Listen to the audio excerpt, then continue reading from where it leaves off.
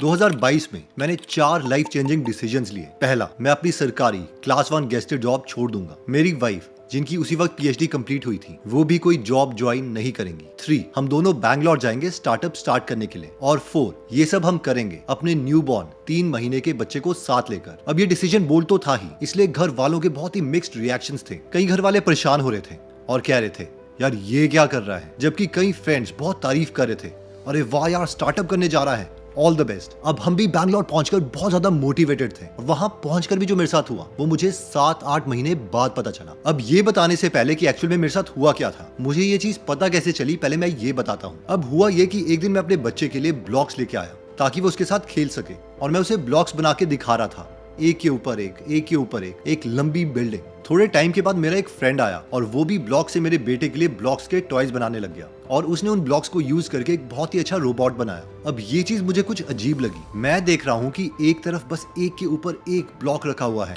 Zero creativity, और साथ में एक खूबसूरत रोबोट बनाया गया है जो क्रिएटिविटी को दिखाता है। इसके बाद मैं सोच में पड़ गया कि यार ये क्या बकवास स्ट्रक्चर है। 2012 में मैं इलेक्ट्रॉनिक्स को यूज करके बहुत अच्छे प्रोडक्ट्स बना रहा था, लेकिन ये क्या है। अब ऑब्वियसली मैं घर गया, काफी रिसर्च करी, और ये पता चला कि मेरा स्ट्रेस लेवल कुछ टाइम से बढ़ गया है। और बहुत से रिसर्च पेपर ये भी बताते हैं कि इंक्रीज्ड स्ट्रेस से क्रिएटिविटी ऑलमोस्ट जीरो हो जाती है। ओके, तो मैंने खुद की पर्सनैलिटी में रिफ्लेक्ट किया और देखा कि ये चेंज मेरे में कब से आ रहा है। तो मैंने नोटिस किया कि जब से बैंगलोर में मैं पहुंचा हूं तब से ही ये सब हो रहा है। पर ऐसा क्यों? ये एनालाइज किया तो मुझे पता चला कि मेरे साथ बहुत सी चीजें एक साथ हुई हैं। सबसे पहला था स्लीप डेप्रीवेशन, क्योंकि अब हम नए पेरेंट्स बने थे तो हम पूरे दिन में मैक्सिमम 4 ही घंटे सो पा रहे थे। सेकंड, काम के लिए सफिशिएंट टाइम ही ना मिलना। घर से ऑफिस पहुंचने में ही 1 घंटा लग जाता था, यानी हर रोज सिर्फ 2 घंटे ट्रैवलिंग में जा रहे हैं, जबकि घर ऑफिस के पास ही था, just because of Bangalore traffic. और थर्ड, नो बैकअप। अब तो मैं जॉब छोड़ ही चुका था, और अगर स्टार्टअप फेल होता है तो लोग सोचेंगे कि यार हमें तो पहले से ही पता था, सरकारी जॉब कौन छोड़ता है, बेवकूफ इंसान है। इन शॉर्ट, स्ट्रेस लेवल की वजह से जीरो क्रिएटिविटी, जिसकी वजह से नो आइडियाज, जिसकी वजह से अगेन ज्यादा स्ट्रेस, और ये एक लूप बनता गया। और सेम चीज अगर हम नोटिस करें तो वो होती है कि जब हमारे पास बहुत कम अमाउंट हो। इस कॉन्सेप्ट को ध्यान से समझते हैं। देखो, ये है मैस्लो पिरामिड, जो बताता है कि इंसान की क्या जरूरतें हैं। इसमें लेवल 1 आता है कि हमें सबसे पहले रोटी, कपड़ा, मकान और नींद चाहिए, और लेवल 2 कहता है कि हमें सिक्योरिटी चाहिए, नौकरी चाहिए, और एक ठीक हेल्थ चाहिए। और अगर कोई भी इंसान इन पहले 2 स्टेजेस में रुका हुआ है तो फिर वो हाई स्ट्रेस लेवल में ही रहेगा, और जो मेजर वेल्थ क्रिएशन होती है आइडियाज की वजह से, वो अचीव करने की प्रोबेबिलिटी बहुत कम हो जाती है। एक सर्टेन अमाउंट बनाने के बाद हमारी लाइफ इसलिए इंप्रूव होती है क्योंकि हमें अपॉर्चुनिटीज भी मिलती है।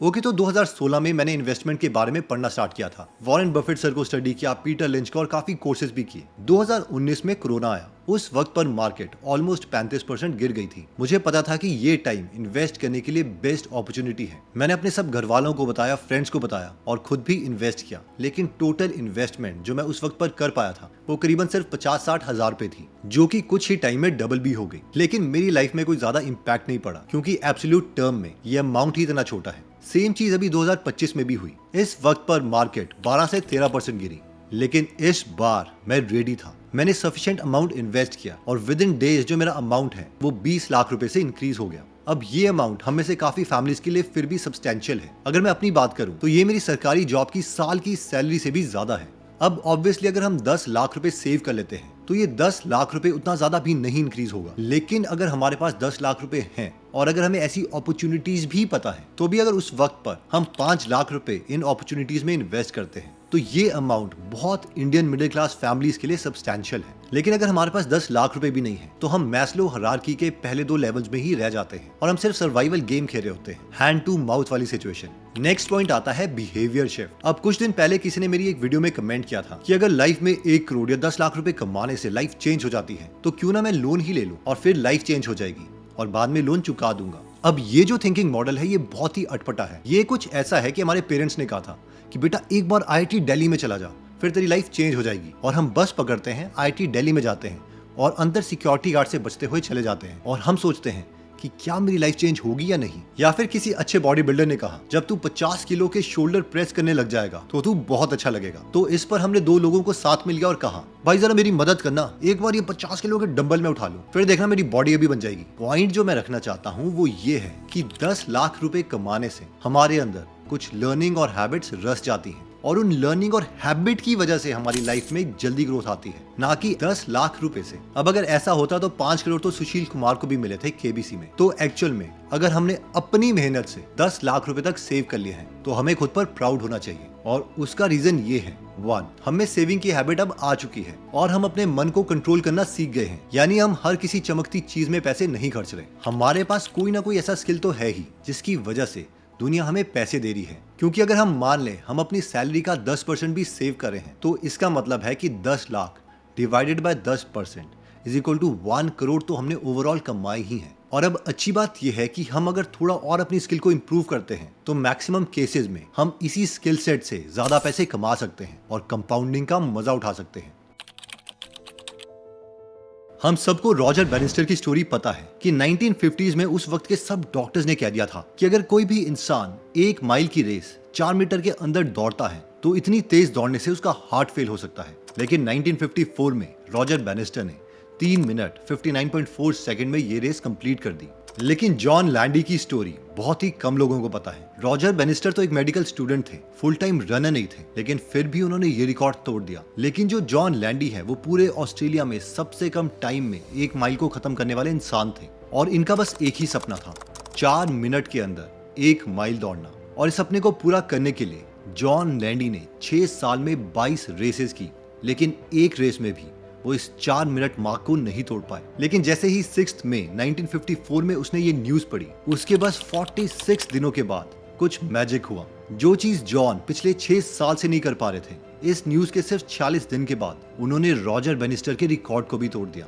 पर सवाल यह है कि जॉन में क्या चीज बदली थी, और वो है उसका बिलीफ। और ये चीज हम इससे भी देख सकते हैं कि आजकल जो कॉलेज के बेस्ट एथलीट होते हैं वो भी 4 मिनट के अंदर 1 माइल की दौड़ लेते हैं। और आज के वर्ल्ड चैंपियनशिप या ओलंपिक्स में ये तो सिर्फ एक क्वालिफाइंग क्राइटेरिया है। इन शॉर्ट, इस स्टोरी से हमारी लर्निंग ये है कि जब मेंटल बैरियर टूटता है तब चीजें अचीव करना बहुत आसान हो जाता है। और पैसों की अगर बात करें तो एक टिपिकल मिडिल क्लास फैमिली के लिए ये पहला मेंटल बैरियर 10 लाख रुपए है। एक बार जब ये नंबर क्रॉस होता है तो फिर हम वापस नहीं आना चाहते। और इस नंबर को क्रॉस करने के बाद हमें ये समझ आता है कि ये नंबर उतना भी बड़ा नहीं था, क्योंकि पैसे आ गए, अब आगे की लाइफ तो अच्छी होने वाली है इन टर्म्स ऑफ मनी। आपको पता चलता है कि दुनिया में कितने मजे में कर सकता था। इवन इस स्टेज के बाद कंपाउंडिंग भी बहुत तेजी से काम करती है। अगर हम 12% से भी अपने 10 लाख को इन्वेस्ट करते हैं तो 10 से 20 लाख जाने में हमें 7 साल लगेंगे, 20 से 30 लाख जाने में 3 साल और 30 से 40 लाख जाने में सिर्फ 3 साल। और हमारा कंपाउंडिंग कर्व कुछ इस तरीके से दिखेगा। पर ऑब्वियसली अब मेन सवाल ये आता है कि ये 10 लाख रुपए कमाए कैसे जाए, और इसके लिए 2 स्ट्रैटेजीज हैं। पहली है गो डीप। इसके लिए आप मिस्टर बीस्ट की ये वीडियो देखिए। I could start a new channel tomorrow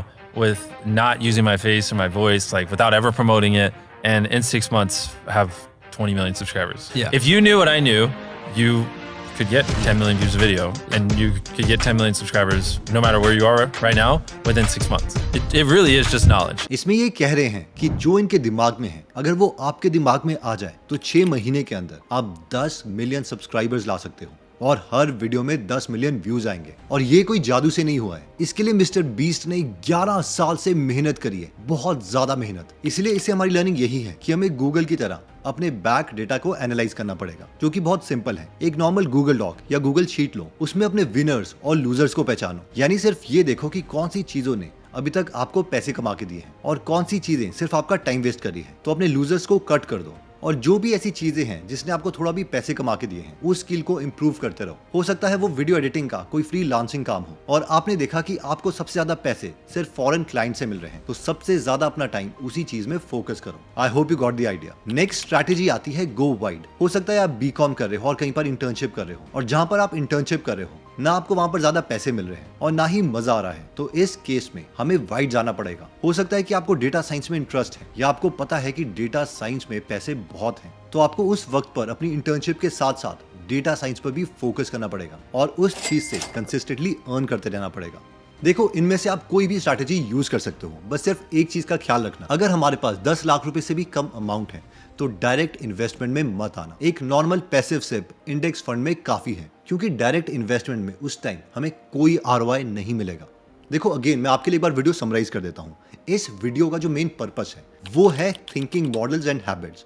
10 lakh कोई जादुई नंबर नहीं है कि अगर आप किसी से उधार 10 लाख ले लोगे और हमारी लाइफ में कुछ चेंज हो जाएगा। ऐसा कुछ नहीं होने वाला। कई लोगों के लिए नंबर 1 करोड़ है, कईयों के लिए 5, कईयों के लिए 10 और कईयों के लिए 100। बात यह है कि उस प्रोसेस को अचीव करने के लिए जितना भी हमने स्ट्रगल किया है, जो भी हमने चीजें सीखी है, वो चीज आगे जाके एम्पलीफाई होंगी। इसीलिए इस जर्नी को हमें जीना ही पड़ेगा, इसको हम बाईपास नहीं कर सकते। इसका कोई हैक नहीं है और पहले 10 लाख रुपए कमाना काफी डिफिकल्ट है और ये चीज सबके लिए है। ओके, तो अगर आप पॉजिटिव कंटेंट कंसिस्टेंटली सुनना चाहते हैं हिंदी या इंग्लिश में, तो आप गीगल एप्लीकेशन डाउनलोड कर सकते हैं। इसमें बहुत से मनी से रिलेटेड बुक हैं जो आपको इंडेक्स फंड और इवन म्यूचुअल फंड्स के बारे में नॉलेज देती हैं। इस ऐप को जरूर डाउनलोड कीजिए, इसका लिंक मैंने डिस्क्रिप्शन और फर्स्ट कमेंट में दे दिया है। और हाँ, अगर आप ऐसे नॉलेजेबल वीडियोस मिस नहीं करना चाहते तो सब्सक्राइब करने के बाद बेल का बटन दबाना मत भूलिएगा। जल्दी हम आपसे दोबारा मिलेंगे। जय हिंद।